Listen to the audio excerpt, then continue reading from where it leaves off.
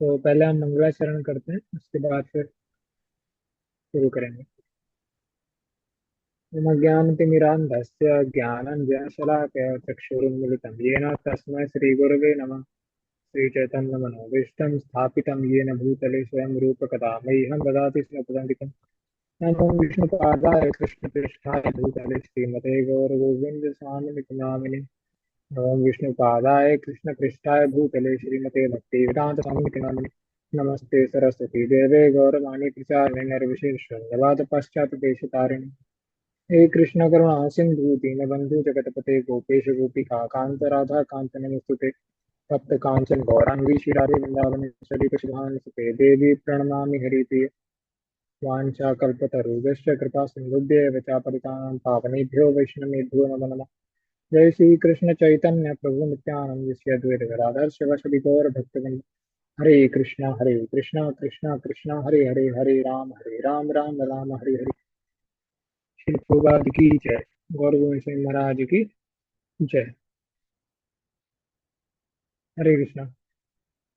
तो सभी का स्वागत है अ, आज के सेशन में। तो जैसे कि हम सभी इसमें जो है श्रीमद गौर गोविंद स्वामी महाराज जी के जो पवित्र जीवन चरित्र है उसके बारे में हम पढ़ते हैं, और उनकी जो मतलब अचिंत्य और अलौकिक जो शिक्षाएं जो उन्होंने अपने जीवन में प्रैक्टिस खुद करके और अपने श्री मुख से तो बोल के दी ही है, उन पर चर्चा और उन पर जो है मनन हम लोग को यहाँ पर करने के लिए आते हैं। क्योंकि जो धर्म है, जो भक्ति है, वो तो हमको आचार्यों से ही सीखना पड़ेगा। आप किताब पढ़ के भक्ति नहीं कर सकते हैं, हमें आचार्यों से सीखना पड़ेगा। आचार्य का मतलब ही होता है जो आचरण करके दिखाए, मतलब आचार्य से सीखना भी आचरण से सीखना होता है। वो कैसा करते हैं वो सीखना है, हम जो है आचार्यों से सीखना होता है। तो जैसे कि युधिष्ठिर महाराज ने भी कहा था कि तर्को प्रतिष्ठा सतयो विभिन्न, है ना। कि जो जब वो महाभारत में एक ऐसा समय आता है कि जहाँ पर वो भाई जो है, सारे भाई को प्यास लगता है, वो लोग जंगल में होते हैं, और वो जो है एक तालाब के पास जाते हैं, एक एक करके सारे भाई जाते हैं।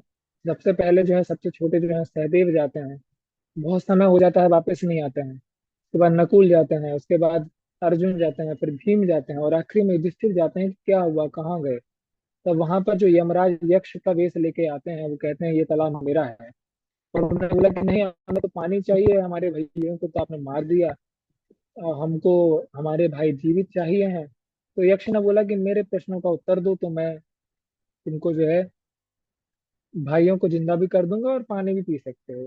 तो उनमें से एक प्रश्न था का पंथा, मतलब उसका मतलब है कि पथ क्या है, भगवान भगवत प्राप्ति का रास्ता क्या है, ऐसा उन्होंने पूछा। तो युधिष्ठिर महाराज जी ने ये उत्तर दिया कि तर्को प्रतिष्ठा सुतयो विभिन्न। कि तर्क, जो बहुत सारे ऋषि मुनि हैं वो एक दूसरे से तर्क करते रहते हैं कि ये रास्ता सही है, वो रास्ता सही है। और श्रुतयो विभिन्न, और श्रुति भी बहुत सारी हैं। श्रुति मतलब होता है शास्त्र, शास्त्र भी बहुत सारे हैं, कई शास्त्र कई चीजें बताते हैं। अब भगवद गीता में ही आप देख लो, ज्ञान योग है, कर्म योग है, अष्टांग योग है, भक्ति योग है, बहुत सारे योग हैं। तो श्रुतयो विभिन्न भी हैं, बहुत सारी श्रुति भी कई चीजें बताते हैं। और ऋषि का तो मतलब यही होता है कि वो सबसे अलग मत देगा। अगर दो ऋषि एक ही फिलोसफी को एस्टेब्लिश करते हैं, दोनों ऋषि नहीं हो सकते, उनमें से एक ही ऋषि होगा। ऋषि मतलब अलग फिलोसफी बताओ। तो ऋषि लोग भी हैं, सब अलग अलग बताते हैं। तो हम कैसे तो पता करने का तरीका क्या है, तो बोलते हैं महाजनो ये न गतः सपंथ। जो महाजन लोग हैं उनके रास्ते पर चलो, वही रास्ता है। तो ना श्रुतियों से आप जान सकते हैं, ना अपने तर्क से जान सकते हैं, महाजनों के पीछे चलने से ही जान सकते हैं। उनमें से महाजन जो है वो हमारे कलयुग में भी जो है आते हैं, और हमको भगवत प्राप्ति का रास्ता दिखाने के लिए, हम पे कृपा करने के लिए आते हैं। उनमें से एक बहुत ही महान आचार्य गौर गोविंद स्वामी महाराज जी, इनकी जो है हम आज कुछ लीलाओं पर चर्चा करेंगे, इनकी कुछ शिक्षाओं पर चर्चा करेंगे। तो जहाँ से हमको कंटिन्यू करना है, तो यश भी से मैं प्रार्थना करूंगा कि जो जो ये टॉपिक, इस चित्र के ऊपर जो पॉइंट है, बिंदु है, उस पर ही हम शुरू करें, जिससे जो है पूरा हमको पता हो कि क्या चल रहा है। यस प्रभु, चैप्टर स्टार्टिंग से प्रभु प्रेम कर दीजिए। हाँ जी प्रभु, अगम प्रभु। हाँ हाँ हाँ, जी। शुरुआत से।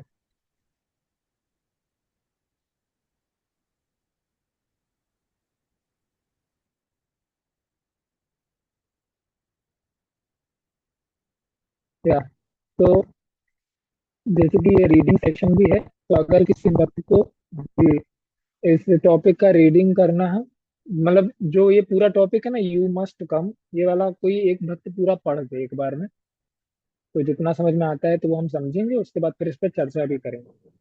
तो अगर किसी भक्त को पढ़ना हो तो वो बता सकते हैं। हरे कृष्णा, सोनाली माता जी, समीक्षा माता जी, आप सभी फर्स्ट टाइम है माता जी। आप में से कोई रीड करेगा माता जी?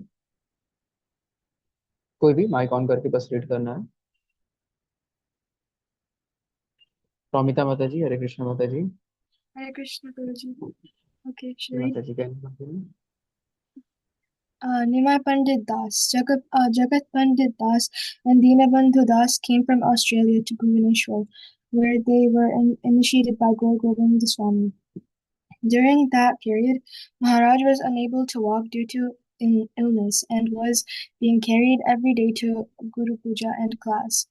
Nimai Pandit Das, even though he was not able to walk, Maharaj was always in bliss, and everyone surrounding him was blissful due to his association.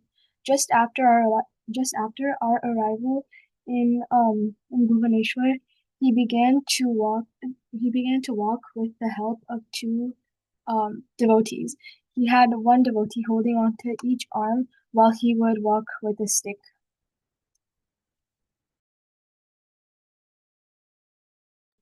ये पूरा फर्स्ट टाइम माता जी एंड कर दीजिए, मतलब नेक्स्ट पेज में दो लाइनें वहाँ तक आप पूरा रीड करें। It was during that visit that the three of us took initiation from His Divine Grace. When we came into his room to receive the Gayatri Mantra, he placed the thread on our shoulders, and the three new initiates read the Gayatri Mantra with him. Then he said, "Any questions?" And I said, "Guru Maharaj, it is said that one cannot dictate to the Guru. Um, one cannot tell the Guru what to do." And he said, "That is correct." Should I continue? जी माता जी, till last. Yes बताइए। Okay. Then I said, "Well, Guru Maharaj, when your legs get better, then you must come to Australia." And he laughed. या यहाँ से हम जो है थोड़ा चर्चा करते हैं, उसके बाद फिर आगे बढ़ेंगे। थैंक यू माता जी फॉर रीडिंग।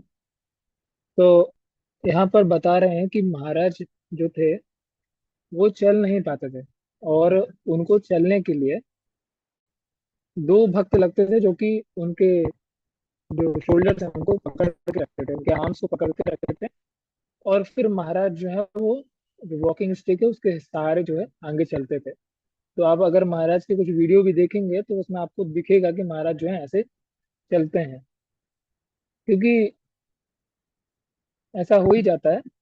लेकिन इस समय भी महाराज जो थे हमेशा जो कथा होती थी मंदिर में और जो गुरु पूजा होती थी उसके लिए हमेशा जाते थे, ये हमको देखना चाहिए। उसके बाद ये जो भक्त हैं, जो कि इनका नाम यहाँ पर लिखा हुआ है, निमाई पंडित दास प्रभु जी, ये बताते हैं कि ये लोग जो हैं भगवान महाराज जी से दीक्षा लेने के लिए जो है आए थे। और दीक्षा लेने के समय जब महाराज जी के पास गए, गायत्री दीक्षा का समय था, तो इनने महाराज जी से एक बहुत ही महत्वपूर्ण प्रश्न पूछा कि महाराज, ऐसा कहा जाता है कि भक्त जब एक बार गुरु जो है हम स्वीकार कर लेते हैं, तो हम गुरु को डिक्टेट नहीं कर सकते। डिक्टेट मतलब होता है कि हम बता नहीं सकते कि करना क्या है, करना नहीं है, क्या नहीं करना है, ऐसा नहीं कर सकते हैं। तो महाराज ने बोला कि हाँ ये बिल्कुल सही है। लेकिन फिर जो है प्रभु जी, यही प्रभु जी फिर से महाराज जी से एक मजाक के तौर पर कहते हैं कि महाराज, अगर ऐसा है तो आपको जो है, जैसे ही आपके जो पैर हैं उनका दर्द अगर कुछ ठीक हो जाए तो आपको ऑस्ट्रेलिया आना है। तो इनका बोलने का तरीका ऐसा था जैसे वो डिटेक्ट कर रहे हैं, लेकिन महाराज जो है वो हंसते हैं। अच्छा, इस प्रश्न में जब मैं पढ़ रहा था तो मेरे को लगा कि ये जो प्रश्न है वो सिर्फ ऐसे मजाक के तौर पर नहीं है। जो प्रभु जी ने बोला वो काफी इम्पोर्टेंट चीज है, क्योंकि आजकल गुरु तो सब बना लेते हैं, शिष्य कोई नहीं बन पाता है।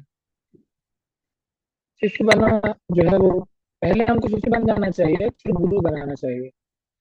तो ये जो प्रश्न है ना कि गुरु महाराज को हम डिक्टेट नहीं कर सकते हैं, ये नहीं बता सकते हैं कि क्या सही है क्या गलत है, ये बहुत ही इंपॉर्टेंट चीज है।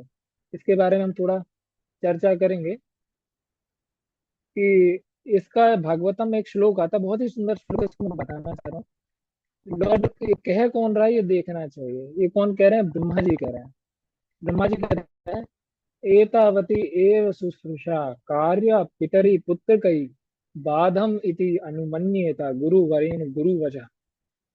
ये जो भागवतम है, ये जो श्लोक, इसका मतलब है कि एक शिष्य को अपने गुरु और अपने पिता की बात को, दो पॉइंट को लेके मानना चाहिए। मानना तो चाहिए, मानना तो मना ही नहीं कर सकते हैं मानने को, लेकिन दो चीज इसमें होना चाहिए मानने में। क्या होना चाहिए? पहला होना चाहिए कि आपके अंदर रिस्पेक्ट होनी चाहिए उस अ, जो भी ऑर्डर, जो गुरु जी का आदेश आया है उसके प्रति रिस्पेक्ट होना चाहिए। और दूसरा पॉइंट कि आप जो है उसको यस सर बोलिए। Yes sir. आप प्रभुपा जी के परपट में पढ़ेंगे तो प्रभुपा जी क्या लिख रहे हैं, मैं सीधा सीधा बोल देता हूँ। What ever the father and the spiritual master orders should be taken without argument, मतलब बिना किसी आर्गुमेंट के कैसे कैसे लेना चाहिए? यस। यस बोलना चाहिए, यस सर। गुरु जी बोल रहे हैं कि ये करो, यस सर। गुरु जी बोल रहे हैं वो करो, यस सर। गुरु जी बोल रहे हैं मर जाओ, तो बोले यस सर। एक बार एक एक पास टाइम इसी पे याद आ गया। राधानाथ महाराज जी, परम पूज्य राधानाथ महाराज जी के एक शिष्य थे। वो महाराज जी से कहते हैं कि महाराज, I can die for you. तो महाराज ने बोला ओ वेरी नाइस। अभी एक दिन महाराज को उनको बुलाते हैं और कहते हैं, प्रभु I want you to die for me. तो प्रभु जी तो बड़े सब वैसे रह जाते हैं सुनने की, ये क्या महाराज बोल रहे हैं, मजा। तो उन्होंने बोला क्या महाराज क्या? तो उन्होंने बोला yes you have to die for me, take this cloth and die for me. जो सन्यासी के जो कपड़े होते हैं ना उनको डाई करना पड़ता है ऑरेंज गेरुआ कलर में, ऑरेंज कलर में डाई करना पड़ता है, सैफरन में। तो उन्होंने बोला कि इसको डाई कर दो। तो वो तो यस सर नहीं बोल पाए कि यस यस महाराज आई डाई फॉर यू। तो ये देखना चाहिए हमको कि गुरु जो शिष्य का जो जो धर्म है वो यही है कि गुरु जी बोले जो उसका बोलो यस सर। जैसे कि तमाल कृष्ण महाराज जी हैं, उनको यस मैन के नाम से ही जाना जाता है। क्यों? क्योंकि वो प्रभुपाद जी के यस मैन थे, क्योंकि वो प्रभुपाद जी जो भी बोलते थे यस प्रभुपाद होगा। और ये हम जब पिछले कुछ सत्रों में जो हमने देखा, जब हम पढ़ रहे थे कि जब सत्यम प्रभु जी सेशन रीडिंग ले रहे थे, तब हमें जब महाराज जी के कुछ पूर्व लीलाओं में देखा था कि महाराज जी को प्रभुपाद जी ने आदेश दिया कि भुवनेश्वर में मंदिर बनेगा, उनको मंदिर बनाना है, भुवनेश्वर में प्रचार होगा। और महाराज जी ने छोड़ा नहीं भुवनेश्वर। इतना कठिन परिस्थिति था, हमने तो पढ़ा ही है, लेकिन महाराज जी ने भुवनेश्वर नहीं छोड़ा। प्रभुपाद जी का हरे आदेश कृष्ण था। प्रभु। हरे कृष्ण प्रभु। आई थिंक प्रभु हरे आपकी कृष्ण। वॉइस काफी प्रभु आपकी वॉइस काफी ज्यादा लैग हो रही है, तो अगर आप रिप्लाई करेंगे तो। जय गुरु।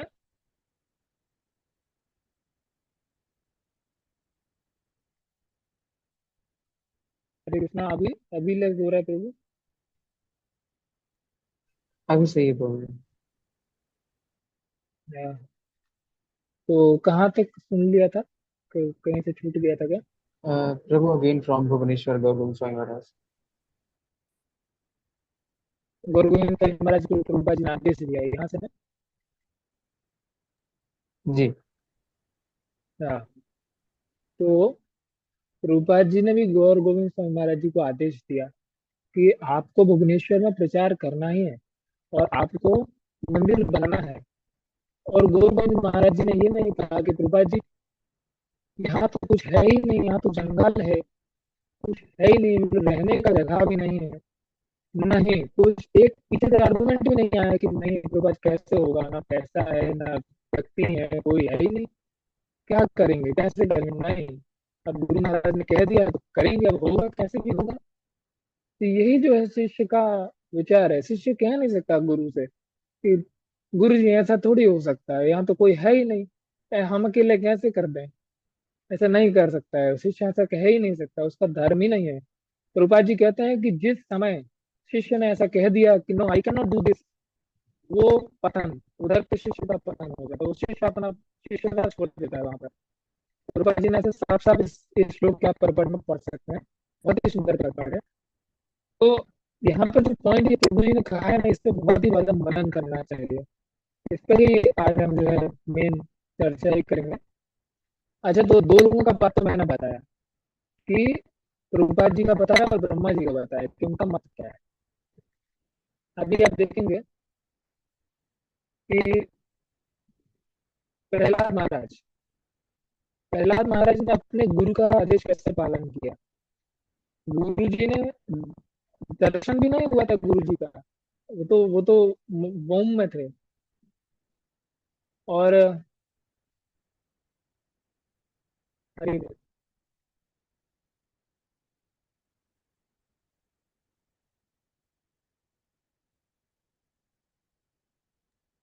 प्रभु तो आप सभी को वॉइस क्लियर है प्रभु जी की? आप सभी जितने भी हैं, एक बार आपका हैंड रेस कर दीजिए, किसको प्रॉब्लम हो रही है वो अपना हैंड रेस कर दीजिए, जिनको भी क्या नाम है वॉइस क्लियर नहीं है।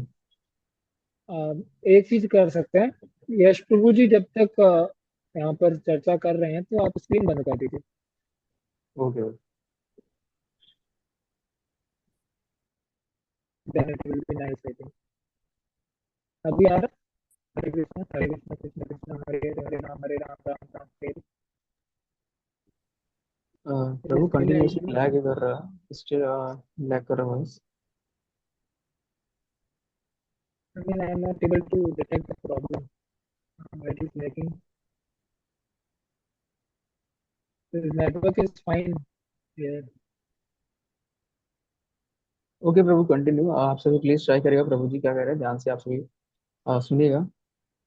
इफ पॉसिबल हम रिकॉर्डिंग तो अवेलेबल कराएंगे ही, तो आप ट्राई करिएगा ध्यान से, इस टाइम सुन लीजिए जो भी आपको समझ में आए, ठीक है आप सभी को हरे कृष्ण। तो या मैं कह रहा था कि प्रहलाद महाराज ने भी अपने गुरु का ऐसा ही पालन किया कि जैसे उनके गुरु महाराज ने कह दिया था, तो वो अपने पिता पिता को नहीं देखे। फिर वो पिता तो फिर हो गया, गुरु भगवत भगवत विमुख है अगर पिता, तो पिता को भी छोड़ दो, गुरु जी की आज्ञा का पालन होना चाहिए। तो प्रहलाद महाराज ने देखा हमने। युधिष्ठिर महाराज युधिष्ठिर महाराज जी का तो अलग है। युधिष्ठिर महाराज जी, अच्छा इधर पे दो लोगों को बोला हुआ है, पिता को बोला हुआ है और गुरु को बोला हुआ है। तो प्रभुपाद जी परपट में एक बहुत इंपॉर्टेंट बात देखते हैं कि गुरु पिता से कम नहीं है, गुरु भी पिता है। क्यों? गुरु इसलिए पिता है क्योंकि द्विज द्विज मतलब दूसरा जन्म तो गुरु ही देते हैं ना। दूसरा जन्म देने वाले पिता तो गुरु हैं, तो गुरु भी पिता है, तो उनका भी वैसे ही पालन होना चाहिए जैसे पिता के वचनों का पालन होता है।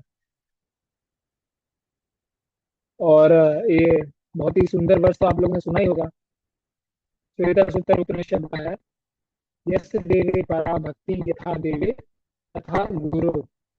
जैसा भगवान के प्रति भक्ति होना चाहिए, वैसे ही गुरु के प्रति भक्ति होना चाहिए।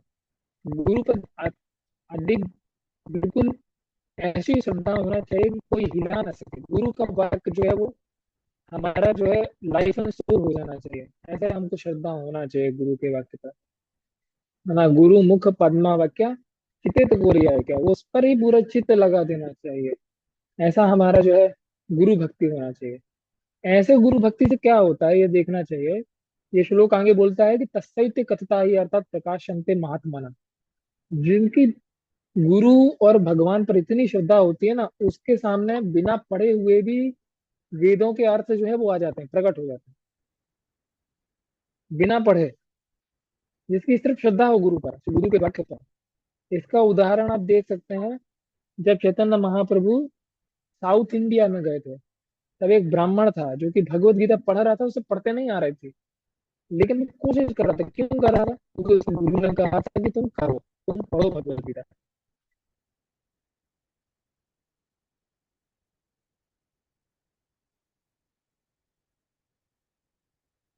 तो उसके गुरु ने कहा कि भगवत गीता पढ़ो, तो उसने पढ़ने का कोशिश किया, उसे पढ़ा नहीं हो रहा था, वो रो रहा था, ब्राह्मण रो रहा था कि गुरुजी ने मुझे आज्ञा दिया है, लेकिन मैं पूरी ही नहीं कर पा रहा हूँ आज्ञा, मेरे से पढ़ते ही नहीं आ रहा है, रो रहा था। और उसके उसके बस इतना देखे से महाप्रभु ने देखा कि अपने गुरु की आज्ञा का पालन कर रहा है, तो महाप्रभु ने उसको गले लगा लिया कि बोला, तुमने जीवन का जो परमार्थ था वो तुमने पा लिया, यू हैव अचीव्ड परफेक्शन, क्योंकि तुमने सिर्फ गुरु की आज्ञा का फॉलो कर। भगवान की कृपा से गुरु की आज्ञा पे श्रद्धा करने से ही हो जाता है, पूरी हो ना हो इससे भी फर्क नहीं पड़ता है। सिर्फ श्रद्धा हो जाएगी, गुरु मुख पद्मा वाक्य है हमारा जीवन, जो भी कहा है गुरु जी ने वो करना ही है। बस इतने से ही भगवान खुश हो जाता है, इतने से ही कृपा हो जाती है, तो कुछ ज्यादा करने की जरूरत भी नहीं। इसीलिए तो विश्वनाथ चक्रवर्ती ठाकुर कहते हैं कि यह सब प्रसाद है तो भगवत प्रसाद है। भगवान हमारे गुरु भगवान का ही जो प्रसाद है वो ही भगवत प्रसाद रहता है, कुछ और करने की जरूरत नहीं है। स्पिरिचुअल मास्टर का जो ऑर्डर है वही अगर हमारा लाइफ एंड सोल बन जाए तो हमारा लाइफ परफेक्ट हो जाता है। कई बार तो एक ऐसा सिचुएशन में बताता हूँ देखो। एक बहुत ही अच्छा स्टोरी है, आपको समझ में आएगा कि ये पॉइंट अभी इतना सारा क्यों बताया, और ये जो प्रश्न पूछा है प्रभु जी ने वो क्यों इतना इम्पोर्टेंट है। एक बार एक गुरु जी और एक शिष्य थे, वृंदावन में रहते थे। अभी एक गुरु थे और उनका एक ही शिष्य था। वो लोग एक भजन कुटीर थी उनकी, छोटी सी, मतलब पक्का मकान ही था। एक किचन था, एक हॉल था, और एक भगवान के लिए एक सुंदर सा अल्टर था वहां पर। वो गुरु शिष्य इकट्ठे रहते थे। और एक बार गुरुजी ने बोला कि दास को बुलाया कि दास कहाँ हो। तो दास आया और बोला, हाँ गुरुदेव आ गया। तो गुरुदेव ने बोला, झाड़ू लगा दो। झाड़ू और नहीं लगी है बहुत समय से। तो बोलता है दास कि गुरुदेव आपके ही मुख से मैंने सुना था कि झाड़ू में भी बहुत सारे जीव होते हैं, और झाड़ू लगाने से उनका हरिबोल हो जाता है, तो मैं झाड़ू कैसे लगा दूं, मेरे को कितना पाप पड़ेगा। तो गुरु जी तो सीधे साधे थे, उन्होंने बोला ठीक है मैं ही लगा देता हूँ झाड़ू। तो गुरु जी झाड़ू लगा लिए। अभी गुरु जी ने पंखा साफ किया तो ऊपर से बहुत धूल आ रही थी, चालू किया तो धूल आ रही थी। तो गुरु जी ने दास को फिर बुलाया, दास कहाँ हो। तो आया दास, जो गुरुदेव आ गए, क्या गुरुदेव है। तो बोले, पंखा साफ कर दो। जी स्टूल पे खड़े हो गए, पंखा साफ कर दो। तो दास बोला कि गुरुदेव पंखा तो बहुत ऊपर है, स्टूल भी थोड़ा छोटा है, अगर मैं थोड़ा ऊपर नीचे करके किया और आपके दास का विग्रह खंडित हो गया तो बड़ी दिक्कत हो जाएगी। तो बड़े दिक्कत वाला काम है। तो गुरुदेव सीधे साधे थे, उन्होंने खुद खड़े होकर कर लिया साफ। अभी शाम हो गई, ऐसे करते करते बहुत बार बोला तो कुछ ना कुछ बोल देता था, तो गुरुदेव तो सीधे सीधे वो तो कर लेते थे थोड़ा खाना। अभी आखिरी में गुरुदेव ने बोला कि खाना बना दो। तो उसने बोला कि गुरुदेव मेरे को संध्या वंदन करना है, समय हो गया है, आपके मुंह से सुना था मैंने कि नहीं, संध्या वंदन छूटना नहीं चाहिए मुझे मेरा, तो अब मैं तो वही करने जा रहा हूँ। और इतना बोल के बोला ठीक है आज्ञा दीजिए, और वो चला गया। गुरुदेव तो सीधे साधे थे, अब भगवान को भोग लगना था, छोड़ नहीं सकते थे। तो उन्होंने बोला चलो मैं ही बना लेता हूँ, तो उन्हीं ने बना लिया। अभी जब भगवान को भोग लगा गया, प्रसाद आ गया, खाने बैठे। खाने बैठे तो सोचा कि मेरा एक ही शिष्य है, और वो कम से कम है तो कैसा भी है, लेकिन है तो संत ही, भगवान का भजन करता है, तो कम से कम उसको खाने के लिए बुला लेना चाहिए। तो उन्होंने बोला कि दास। तो दास आया, बोला हाँ गुरुदेव आ गया। तो उसने बोला लो प्रसाद पाओ। तो कहता है, गुरुदेव आपके मुख से ही सुना था मैंने कि गुरु की अवज्ञा नहीं करनी चाहिए, जो बोले एक बार में ही मान लेना चाहिए, इसलिए मैं पालूंगा। आप कहते हैं तो पालूंगा, और रात्रि के पहले एक आपका आखिरी आदेश है तो मान लूंगा, बिल्कुल बिना कुछ प्रश्न किए, और खा लिया। अब ऐसे तो गुरु शिष्य हैं, ऐसे तो शिष्य बनते हैं। अभी ये एक उदाहरण है जो जो कि मान नहीं रहा है। अभी कई होते हैं जो कि ऐसे मानने पे आते हैं कि तो गुरु भी गया, गुरु का सब खत्म हो जाए, लेकिन हम अपनी बात मान के रहेंगे। एक बार वृंदावन की बात है, एक संत जो थे वो अ, एक मठ में ही रहते थे। मठाधीश जो होते हैं ना, एक मठ होता है उसके अंदर मठ में रहते थे। तो सन्यासी थे, विरक्त आत्मा थे, उनका नियम था कि किसी से पैर नहीं छुआते थे। एक मतलब 50-60 साल के थे संत, और एक भक्त देखा कि ये तो बहुत विरक्त आत्मा है, इनका तो आशीर्वाद मैं लेके रहूंगा, इनके तो पैर छू के रहूंगा मैं। उसने अपने मन में दृढ़ निश्चय कर लिया बिल्कुल कि इनको तो मैं आशीर्वाद लेकर रहूंगा। अब आया एक बार तो विरक्त आत्मा जो थे वो मना कर दिया कि बोले हम पैर नहीं छुआते हैं, हमारा नियम है, हम इतने साल से भजन कर रहे हैं, हमारा नियम है, हम नहीं छुआएंगे पैर। तो बोला नहीं, हम तो छीके रहेंगे।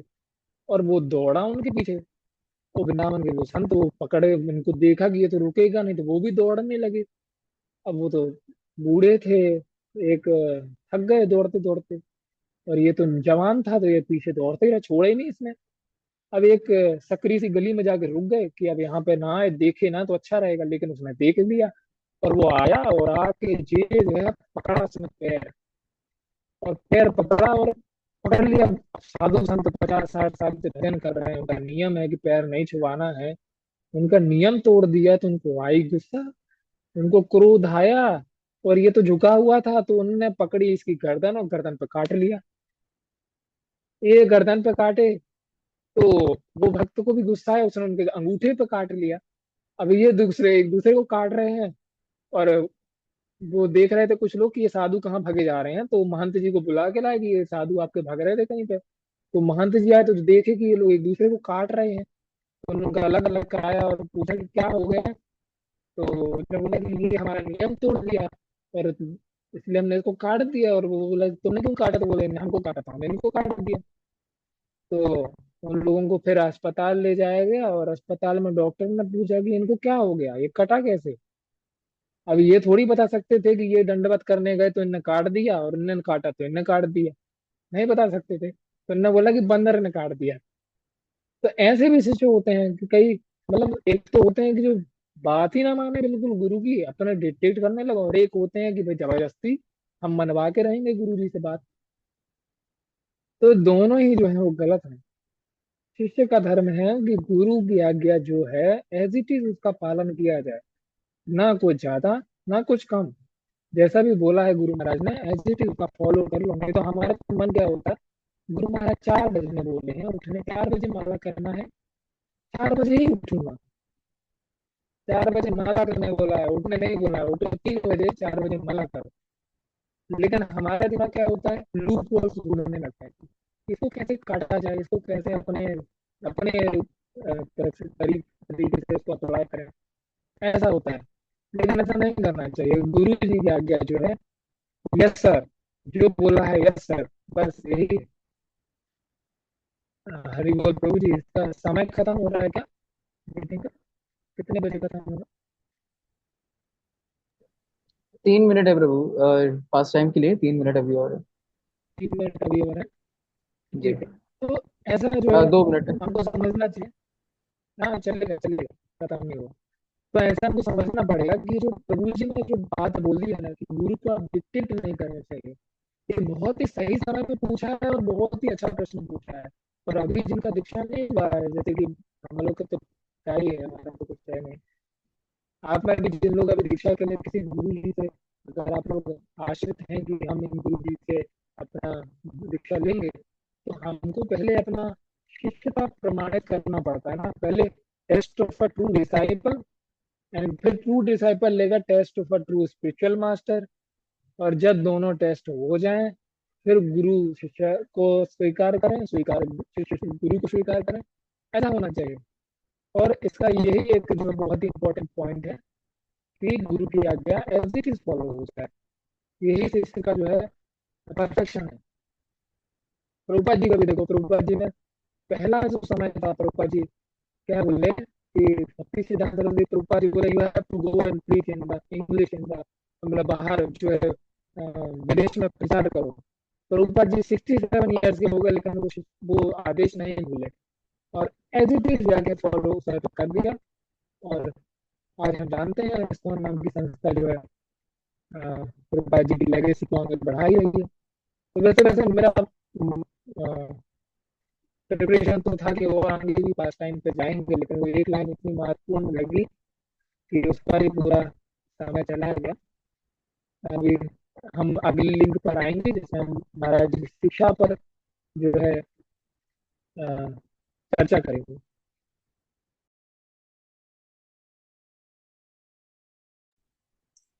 हरे कृष्ण। तो अब हम जो है महाराज जी के शिक्षा पर जो है हम चर्चा करेंगे। शिक्षा को पढ़ेंगे जो महाराज जी ने अपने जीवन में जो है शिक्षा को दर्शाया भी कि कैसे इसको अप्लाई करना है, और इसकी शिक्षा भी अपने शिष्यों को और अपने सारे अनुयायियों को दिया, जो कि आज हमारे जीवन में बहुत ही बहुमूल्य रूप से जरूरी है। आप देख सकते हैं महाराज जी की किताबों का अगर आप पढ़ने का प्रयास करेंगे ना, तो ऐसा रहता है कि अगर एक टॉपिक से दूसरे टॉपिक जा रहे हैं तो आप रुक नहीं सकेंगे। तो सिर्फ इसमें वैल्यूबल और वैल्यूबल चीज ही है, और कुछ है ही नहीं इसमें। मैंने पढ़ना शुरू किया था त्रिनाद अपनी सुनिचिर, और मैं हाईलाइट करने का प्रयास किया। 2 पन्ने बाद पता चला कि पूरा बुक ही पीला हो गया। और ये अभी, ये मैं झूठ नहीं बोल रहा हूँ, आप सत्यम प्रभु जी से पूछ सकते हैं। ये जो किताब का पीडीएफ आपको दिख रहा है, वो जो है अभी तो उसमें से 5 लाइन हाईलाइट है। असली जो अभी उनके पास जो करंट बुक होगी वो पूरी गुदी हुई है, मतलब उसमें सांस लेने का जगह नहीं है, इतना पूरा हाईलाइटेड है। इतना जरूरी है।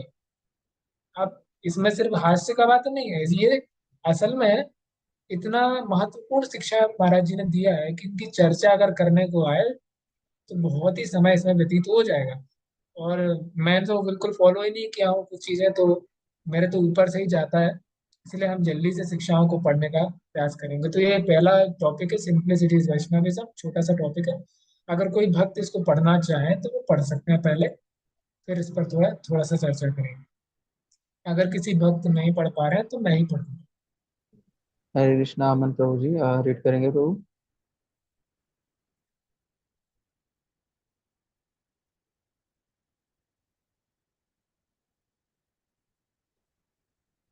कोई नहीं, जी अच्छा प्रभु रुको जी, मैं रीड कर। जी प्रभु। करता हूँ प्रभु जी। In the story of Gopal and the schoolboy, the mother instructed and the child put faith in her words. The mother is authority and the child is simple. Sadhu, Sadhu Maharaj and Shastra are authority, but you have no faith in them. How can you get Krishna? Faith is the most important thing. One who is very simple immediately puts strong, unflinching faith immediately surrenders and immediately is accepted by Krishna. That is what is needed. Simplicity is Vaishnavism, but we are lacking that thing. You should take example from Mahajans like Rup and Sanatan Goswami. How simple they were. Once a very puffed up proud Pandit came to see them. He was traveling everywhere. प्रभु जी थोड़ा ऊपर screen मतलब दिख नहीं रहा।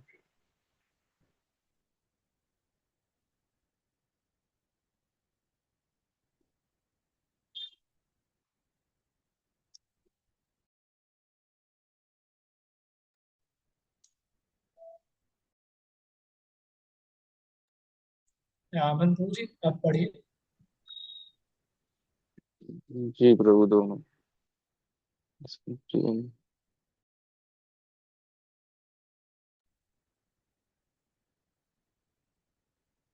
He once a very puffed up, proud Pandit came to see them. He was traveling everywhere, challenging and trying to defeat others. The Pandit came up to Sanatan Goswami and the Rupa Goswami said, "You debate with me. If I am victorious, then you will sign a certificate of defeat. And if you defeat me, then I will sign a certificate that you have defeated me." Rup and Sanatan immediately said, "No, we will give you a certificate. Please go, please go. Dandavats. Yes, we are defeated. You are victorious. This is simplicity." Krishna Kathamrita Bindu, issue 69. Thank you Prabhu ji for reading. तो या yes प्रभु जी, अभी screen आप बंद कर दीजिए क्योंकि network में problem हो जाता है। जब पढ़ने का रहे तो आप शेयर कर दीजिए। Thank you very much. तो यहाँ पर एक बहुत ही इंपॉर्टेंट पॉइंट जो महाराज हर बार ही इस पे एम्फोसिस देते हैं कि हमको सिंपल रहना चाहिए। Simplicity is Vaishnavism. और महाराज कहते हैं कि लाइन हम जो प्रभु जी ने हाईलाइट किया था ये हमको फिर से एक बार पढ़ना चाहिए, ये बहुत इंपॉर्टेंट है। महाराज कह रहे हैं faith is the most important thing. One who is very simple immediately puts strong, unflinching faith, immediately surrenders and immediately is accepted by Krishna. तो जो सिंपल होता है व्यक्ति, जो सरल होता है, वो इमीडिएटली भगवान पे विश्वास करता है, उन पर श्रद्धा रखता है, उनको सरेंडर शरण ले लेता है और फिर जो है भगवान उसको तुरंत एक्सेप्ट कर लेता है। कोई इसमें वो नहीं है कि ठीक है सरल हो ठीक है लेकिन थोड़ा कुछ करो मेरे लिए फिर मैं एक्सेप्ट करूंगा, नहीं। भगवान ऐसा नहीं कहते। भगवान कहते अगर सरल व्यक्ति सरेंडर करता है भगवान को तुरंत एक्सेप्ट होता है, क्योंकि सिंप्लिसिटी इज वैष्णविज्म। हमारा मन जो है वो कुटी नाटी से भरा है, कुटी नाटी कुटिलता जो हमारे अंदर भरी हुई है, ये जो हमको भगवान की सेवा नहीं करने देती। अगर हम किसी मन से कर भी रहे हैं भगवान की सेवा तो इसकी क्वालिटी बिगाड़ने में ये बहुत ही ज्यादा इंपॉर्टेंट है। मतलब ये क्वालिटी बिगाड़ देती है फिर सेवा की। तो महाराज जी बहुत ही इंपॉर्टेंट चीज यहाँ पे कह रहे हैं कि सिंपलिसिटी इज वैष्णविज्म। बस सिंपलिसिटी को समझना इतना सिंपल नहीं है।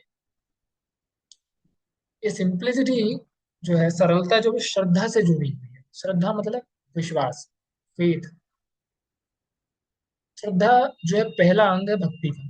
भक्ति शुरुआती श्रद्धा से होती है, लेकिन श्रद्धा के लिए हमको सरल होना बहुत जरूरी है।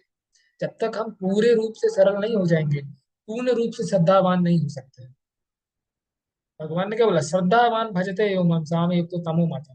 मेरा मत ये है कि सबसे अच्छा योगी कौन है, जो श्रद्धा के साथ मुझे भजता है। लेकिन श्रद्धा भी तो होना चाहिए। श्रद्धा भी कई प्रकार की होती है। कोमल श्रद्धा होती है, दृढ़ श्रद्धा होती है, पूर्ण श्रद्धा होती है, परो श्रद्धा होती है, कई श्रद्धा होती है। तो श्रद्धा तभी आती है जब आप सिंपल हो, है ना। सिंप्लिसिटी का मतलब ये है कि कंप्लीट फेथ।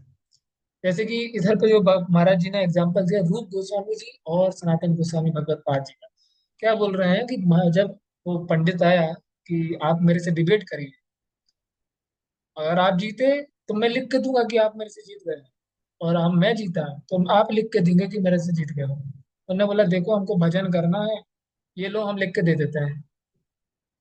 तुम्हारे सामने 2 घंटा वेस्ट करने से अच्छा 5 मिनट में एक पेपर पे लिख के दे देंगे। हमें तो अपना भजन करना है, तुम्हारे साथ क्यों टाइम वेस्ट करें। ये सरलता है। सरलता यहाँ पे क्यों दिख रही है, क्योंकि यहाँ पे जो माया जो पिशाची है ना उसका कोई लक्षण इधर पे नहीं है। ना यहाँ पर प्रतिष्ठा का लाभ है, ना यहाँ पर पूजा का लाभ है, ना यहाँ पर कोई लालच है, ना यहाँ पर कोई काम है। कोई यहाँ पर उनके उनके मन में नहीं था। इसलिए उन्होंने बोला देखो तुमसे जीत के हमको क्या मिलेगा, हमको प्रतिष्ठा मिलेगी, हमको पूजा मिलेगी, ये तो हम छोड़ के आए हैं। तो तुमसे लड़के फिर से हम क्यों उनके पीछे पड़े। लो ले जाओ भाई हमको सेवा करने दो। तो सिंपल रहते हैं साधु जो है वो बहुत ही सिंपल रहते हैं। अच्छा एक और एग्जांपल दूंगा। ईश्वरपुरी पाद जी के 2 शिष्य थे। एक का नाम था गोविंद और एक का नाम था रामचंद्र, आई थिंक नाम था, है ना सत्यम प्रभु, रामचंद्र पूरी नाम था,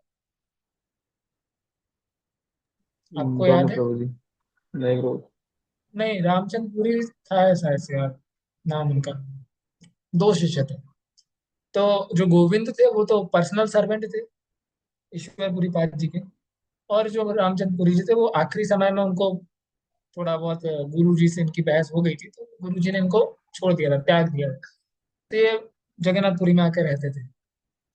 तो यहाँ देखना चाहिए कि कुटिलता कैसे होती है, सिंप्लिसिटी का कितना ज्यादा बेनिफिट होता है भक्ति में। तो जब महाप्रभु जगन्नाथ जी में रहते थे ना गंभीरा में, तो रात भर तो बिल्कुल बंद रहते थे कमरे में। तो ये रामचंद्रपुरी जब आते थे तो वो देखते थे महाराज महाप्रभु, क्योंकि इनका इनका जो था ना, गुरु की अवज्ञा करने से इनका जो माइंड सेट था वो हो गया था दोष निकालने का, भक्तों में दोष निकालना है। तो ये खाना खिलाने बुलाते थे और परचित पवाते थे। भक्त लोग मना करते थे तो ये लोग और बोलो, और लो, और लो। और जब वो बहुत सारा खा लेते थे तो फिर बाद में फिर कहते थे कि अरे भक्त बहुत खाते हैं, ये बहुत खाते हैं, साधु कैसे साधु, ऐसा करते थे। तो महाप्रभु तो बिल्कुल परफेक्ट सन्यासी हैं, वो तो एक दाना भी आगे नहीं लेंगे जितना जरूरी है। तो ये क्या करते थे, जिस कमरे में महाप्रभु जाते थे उधर तो देखते थे कि कुछ मिल जाए दोष निकालने के लिए। तो एक बार देखा इनने कि चीटा जो है, वो चीटा होता है ना, चीटी चीटा, वो घूम रहे थे। तो इनने देखा और ये कहने लगे, सोचने लगे मन में कि पक्का ये जो है ना रात में अंदर मिठाई ला के खाते होंगे, तभी तो यहाँ चीटा घूम रहे हैं। अरे चीटे तो कहीं भी घूमते हैं, उनमें क्या है, जहाँ नहीं होगा मिठाई वहां भी घूमते हैं, वो तो उसमें क्या है। लेकिन जो कुटिलता होती है ना, ये डुप्लीसिटी जो होती है, ये यही है, ये श्रद्धा नहीं बना देती है। साक्षात भगवान कृष्ण जो कि उनके जीवन के परम लक्ष्य हैं, वो सामने आपके बैठे हुए हैं श्री चैतन्य महाप्रभु के रूप में, और आपकी कुटिलता आपको क्या सोच करवा रही है कि ये पक्का मिठाई खाते हैं। ये है कुटिलता का जो घाटा जो हमको हो जाता है। वहीं श्री ईश्वरपुरी पाद के दूसरे शिष्य गोविंद, जो कि पर्सनल सर्वेंट थे उनके, पर्सनल मतलब उनकी अ, अंतिम जो तिरुभाव लीला जो है उसमें तक साथ थे गोविंद। और फिर जब उनने आदेश दिया ईश्वरपुरी पाद ने कि आप जो है मेरे बाद जाके चैतन्य महाप्रभु की सेवा करो, चैतन्य महाप्रभु की सेवा करो। और ऐसा शास्त्रों में नियम है कि जो गुरु का जो पर्सनल सर्वेंट होता है ना, उसकी सेवा आप नहीं लेंगे, उसको गुरु के समान ही मानना चाहिए, पर्सनल सर्वेंट को। तो जब चैतन्य महाप्रभु के सामने ये आए और इनने बोला कि गुरु महाराज ने कहा है कि मुझे आपकी सेवा करनी है, तो चैतन्य महाप्रभु बोले कि मैं आपसे सेवा कैसे ले सकता हूँ, शास्त्र मना करते हैं कि गुरु के ये जो पर्सनल सर्वेंट है उससे सेवा नहीं, उसको तो देना चाहिए सेवा। और वहां पे सार्वभौम भट्टाचार्य बैठे हुए थे। अब वो कह रहे हैं कि गुरु जी ने आज्ञा दी है आपका सेवा करना है, और महाप्रभु कह रहे हैं नहीं, शास्त्र आज्ञा है आपकी सेवा करनी है, हम नहीं लेंगे सेवा। तो उनने बोला कि ठीक है सार्वभौम भट्टाचार्य जी आप बताइए क्या है। तब उन्होंने निर्णय लिया कि गुरु की आज्ञा जो है सर्वोपरि है, तो गुरु जी की सेवा, गुरु जी की बात मानेंगे, गोविंद आपकी सेवा करेंगे।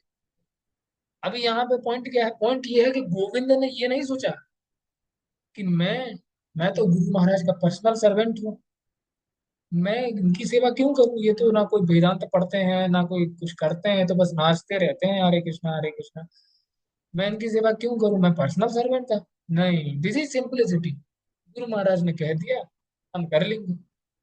अब हमको उससे आगे पीछे कोई मतलब नहीं है, क्या बेनिफिट है, क्या घाटा है, क्या पूजा प्रतिष्ठा कहाँ जा रही है, हमको नहीं मतलब। गुरु जी की आज्ञा है, हमको करना है, दिस इज सिंपलिसिटी।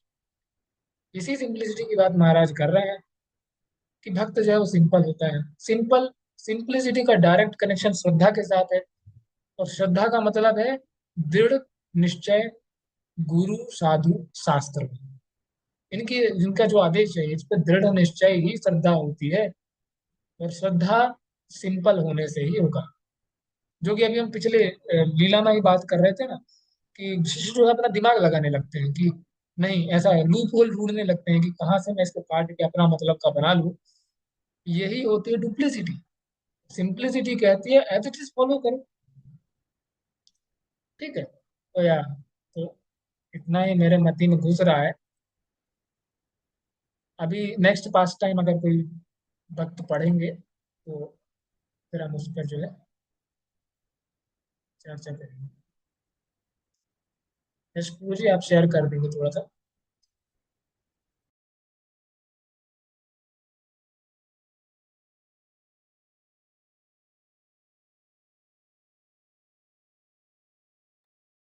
तो अमिता माता जी, हरे कृष्णा, विल यू कंटिन्यू माता जी? Okay. A sadhu guru quotes from Shastra. By hearing that, one first develops Shraddha. Ado Shraddha Diya. A sadhu inculcates Shraddha. Sadhguru will then watch to see whether that disciple has developed complete faith in the holy name, complete faith in Krishna, complete faith in Shastric injunctions. That is Guru's test. When the Guru is satisfied, that the disciple has developed faith, that he is eligible for initiation, then he will initiate him.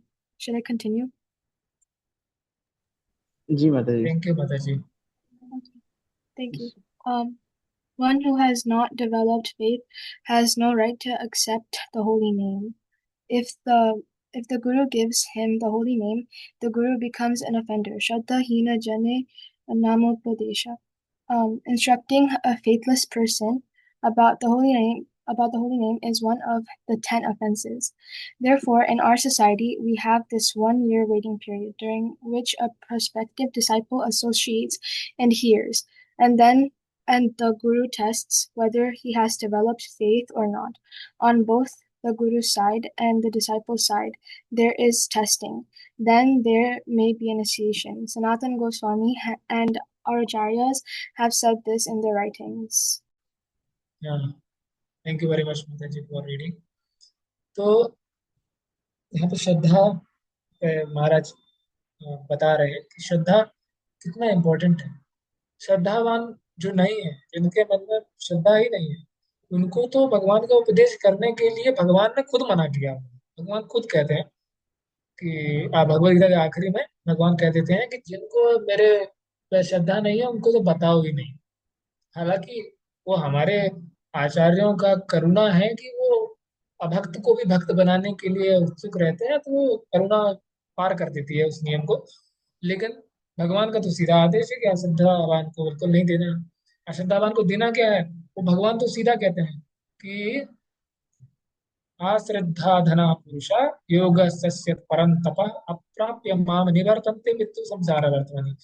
भगवान कहते हैं जिसको श्रद्धा ही नहीं है, आश्रद्धा धना पुरुष, इसके पास श्रद्धा का धन ही नहीं है, वो अप्राप्य माम निवर्तन्ते मृत्यु संसार वर्तमानि, वो मेरे को बिना पाए ही वापस आ जाएगा मृत्यु संसार में। श्रद्धा बहुत इंपॉर्टेंट है, बिना श्रद्धा तो हो ही नहीं सकता। अभी मैं चाहता था इस श्रद्धा पे थोड़ा डिटेल डिस्कशन हो, क्योंकि इम्पोर्टेंट है मेरे हिसाब से तो लग रहा था, लेकिन अभी समय का कमी है तो थोड़ा ही चर्चा इस पर करेंगे। फिर बाकी जब भगवान का इच्छा होगा कि आगे कुछ मौका मिलेगा दास को, तो फिर चर्चा होगी इस पर। तो कई प्रकार का श्रद्धा होता है। अगर शास्त्रों से अगर हम उसकी विवेचना करें तो 3 प्रकार की मुख्य श्रद्धा भगवत गीता में बताई हुई है। उनमें से एक श्रद्धा है तामसी, एक श्रद्धा है राजसी और एक श्रद्धा है सतोगुणी। तो राजसी श्रद्धा, जो तामसी श्रद्धा होती है वो तो वो होती है कि अ, राक्षसों पर, भूत प्रेतों पर श्रद्धा है। राजसी जो होती है वो कोई यज्ञ वगैरह, कुछ प्रॉफिट के लिए कुछ जो भी कर्म करने पर विश्वास होता है, वो राजसी श्रद्धा होती है। और सतोगुणी श्रद्धा देवताओं पर होती है, जैसे सूर्य देवता, इंद्र देवता, ये सब जो है वो सतोगुण के देवता हैं।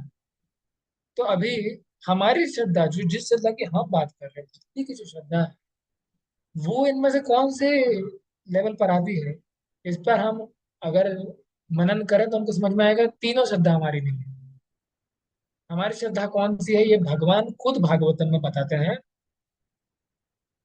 कहते हैं सात्विकी आध्यात्मिकी श्रद्धा कर्म श्रद्धा तु राजसी तामसी अधर्मे श्रद्धा मस्सेवयम तु निर्गुणा। भगवान कहते हैं जो देवताओं पर, आध्यात्म स्पिरिचुअल लाइफ में जो श्रद्धा होती है वो गुडनेस की श्रद्धा होती है, सतोगुण की। जो कर्म पर, कर्म फल पर जो श्रद्धा होती है वो होती है पैशन की, रजोगुण की। और जो अधर्म पर होती है श्रद्धा वो होती है तमसी। लेकिन जो मेरे ऊपर श्रद्धा है वो ये श्रद्धा नहीं है, लौकिक श्रद्धा जो दुनिया में चलती है वो श्रद्धा नहीं। मेरी श्रद्धा निर्गुण है। निर्गुण मतलब तीनों गुणों से परे श्रद्धा है। अभी तीनों गुण से परे श्रद्धा है, वो तो तीनों गुण से परे वाला व्यक्ति ही दे सकता है श्रद्धा। हम लोग गुण में जो लोग हैं हम कैसे लेंगे श्रद्धा ये वाली। हमारी श्रद्धा तो गुणातीत है, जो हमको चाहिए गुणों से परे, वो ऐसा व्यक्ति ही देगा जो गुणों से खुद परे है। तो इसीलिए जो है हमारे आचार्य जो है वो श्रद्धा पर जो है हमें दे सकते हैं श्रद्धा।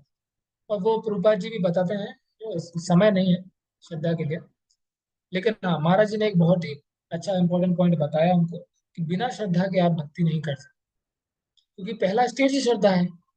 अब श्रद्धा ही नहीं होगा तो कैसे करेंगे। श्रद्धा का मतलब पिछले सत्र में भी प्रभु जी ने समझाया था। श्रद्धा शब्द विश्वास कहले, शुद्र निश्चय, कृष्ण भक्ति है करले सब कर्म कृत है ना। श्रद्धा का मतलब होता है सुदृढ़ निश्चय, कन्विक्शन, कि कृष्ण भक्ति करने से सारे कर्म हो जाएंगे, मेरी सारी ड्यूटी हो जाएगी। ऐसी जो कन्विक्शन है, निश्चय जो है, वो उसको श्रद्धा कहते हैं। कृष्ण भक्ति पर श्रद्धा है ना। तो या ये श्रद्धा हमको चाहिए। इस श्रद्धा से ही जो है फिर हम आगे बढ़ सकते हैं। This is the first step. अच्छा, एक और बता देता हूँ कि भक्ति में भी जब भक्त एंटर करते हैं, श्रद्धा के साथ एंटर करते हैं, श्रद्धा तो चाहिए होता है, तो उसमें भी कई प्रकार की श्रद्धा होती है। जैसे जैसे बढ़ते हैं वैसे वैसे श्रद्धा के विभाग भी होते हैं। आगे महाराज शायद बताएंगे इसको, लेकिन अभी ये पढ़ने का समय नहीं है, तो मैं अभी बता देता हूँ थोड़ा सा। कि पहली होती है, सबसे छोटी श्रद्धा होती है, मतलब कोमल श्रद्धा जिसको कहते हैं, वो होती है नियोफाइट की श्रद्धा। कनिष्ठ अधिकारी जो होता है ना, अभी अभी जुड़े हुए हैं, उनकी श्रद्धा किसमें होती है? उनकी श्रद्धा सिर्फ होती है भगवान के विग्रह में। बस उनको यही लगता है कि मंदिर में अगर एक कोई काम की चीज है तो वो ये खड़े हैं, यही है काम की चीज। ना तो हरिनाम काम है, ना तो भक्त काम है, ना तो सेवा काम है, ना तो शास्त्र काम है, नहीं, सिर्फ भगवान काम के हैं। तो वो क्या करते हैं, वो अपनी इच्छाओं को पूरा करने के लिए आते हैं मंदिर में, भगवान को श्रद्धा लेते हैं कि हाँ भगवान आप मेरा ये काम करा दीजिए, मुझे आप विश्वास है, मैं ये काम करूंगा आपका, तो आप मेरा ये काम करा देना। उनकी श्रद्धा रहती है। लेकिन उनकी श्रद्धा कब तक रहती है? जब तक उनका काम हो रहा है। काम खत्म, श्रद्धा खत्म। इसीलिए इनको कहते हैं नियोफाइट। इनकी भक्तों से नहीं जमती, क्योंकि इनकी भक्तों में श्रद्धा ही नहीं होती, हमेशा भक्तों से लड़ाई करते रहते हैं। इनके इसलिए इनको न्यू फाइट कहते हैं ना, फाइट करते रहते हैं, इसलिए इनको कहते हैं न्यू फाइट। न्यू फाइट, तो न्यू फाइट, नए हैं और फाइट करते रहते हैं, तो न्यू फाइट हो गए। तो ये लोग होते हैं जो उनका कोमल श्रद्धा है। इनके श्रद्धा किसमें है? सिर्फ भगवान में है। इसके बाद होते हैं मध्यम अधिकारी, जिनकी श्रद्धा भगवान में तो है, उनकी श्रद्धा साधुओं में भी हो जाती है, कि भक्ति भी जो कह रहे हैं वो सही है। तो वो होते हैं जो दृढ़ श्रद्धा जिसको हम कहते हैं ना, कि जिसके पास दृढ़ श्रद्धा है, वो लोग होते हैं। उनकी साधुओं में भी श्रद्धा होती है। अभी शास्त्र का उनको ज्ञान नहीं होता है, शास्त्र में श्रद्धा नहीं है, लेकिन साधुओं में श्रद्धा है, तो वो होते हैं दृढ़। ये लोग ये इधर से फॉल डाउन बंद हो जाते हैं। ऐसा प्रभुपाद जी परपट में लिखते हैं कि जब दृढ़ श्रद्धा हो जाती है ना, कि भाई साधु ने जो कह दिया है वो तो सही है, वही हमको फॉलो करना है, इधर से फॉल डाउन बंद। ऐसा प्रभुपाद जी लिखते हैं परपट में। उसके बाद है पूर्ण श्रद्धा। पूर्ण श्रद्धा मतलब साधु गुरु शास्त्र तीनों पर जिसका कन्विक्शन है, वो होती है पूर्ण श्रद्धा। अभी श्रद्धा मतलब बस ये नहीं होता मान लिया, मान लिया। जैसे कई लोग होते हैं ना, आप भगवान पर श्रद्धा रखते हैं, आप पूछेंगे लोगों को जाके प्रीचिंग करते समय, पूछो आप भगवान को मानते हैं, भगवान पर श्रद्धा है आपकी? हाँ हम तो मानते हैं भगवान को। तो भगवद गीता को भगवान ने कहा है कि माला करिए, तो करेंगे क्या? माला करने का समय नहीं है, लेकिन भगवान को मानते हैं। अरे तो मतलब क्या हुआ भगवान को मानने का? अगर मैंने बोला सत्यम प्रभु जी से, वैसे सत्यम प्रभु जी मेरे से बोले कि अगम प्रभु एक गिलास पानी मेरे को ला के दे दो, और मैं बोलूँ ठीक है, और मैं बैठ जाऊंगा, मैं कुछ ना करूँ, तो क्या मैंने सत्यम प्रभु जी को माना? मैंने नहीं माना, मैंने बस सुन लिया, माना नहीं अभी। मानूंगा कब? जब प्रभु जी ने बोला कि एक गिलास पानी लाओ, तो मैं जाऊं गिलास में पानी लेके आऊं और उनको दूं, उनने जो कहा है वो करूं, तब कहा जाएगा कि हाँ मैंने सत्यम प्रभु जी को माना। वैसे ही भगवान को मानने का मतलब भी यही है कि जो भाई कहा है वो करोगी तो श्रद्धा जो है दिखती है तभी है जब जो कहा हुआ है वो करा भी जाए। साधु में श्रद्धा मतलब साधु जो कह रहा है वो करो। शास्त्र में श्रद्धा मतलब शास्त्र जो कह रहा है वो करो, करो, ये श्रद्धा है। तो श्रद्धा का जो है बहुत ही डिटेल में हो सकता है, लेकिन अभी समय की कमी है। दास ने पूरा कोशिश किया है कि कुछ कुछ बता सके और कुछ कुछ अपनी शुद्धि के लिए भी सीख सके। तो अभी तो यहीं पर ही विराम देने का प्रयास करेंगे। अगर किसी भक्त को कुछ प्रश्न हो तो दास कोशिश कर सकता है उस पर कुछ करने का। हरे कृष्ण प्रभु जी प्रणाम। थैंक यू सो मच प्रभु जी इतने सुंदर तरीके से बताने के लिए। मतलब मैं तो सोचा नहीं था, मतलब मैं तो सोचा बस इतना जो भी आप लिखा उसको थोड़ा सा एक्सप्लेन कर लेंगे। मतलब इट वॉज बियॉन्ड माई नहीं प्रभु। और आप में से किसी का कोई प्रश्न तो नहीं है, प्रमिता माता जी? यशो जी?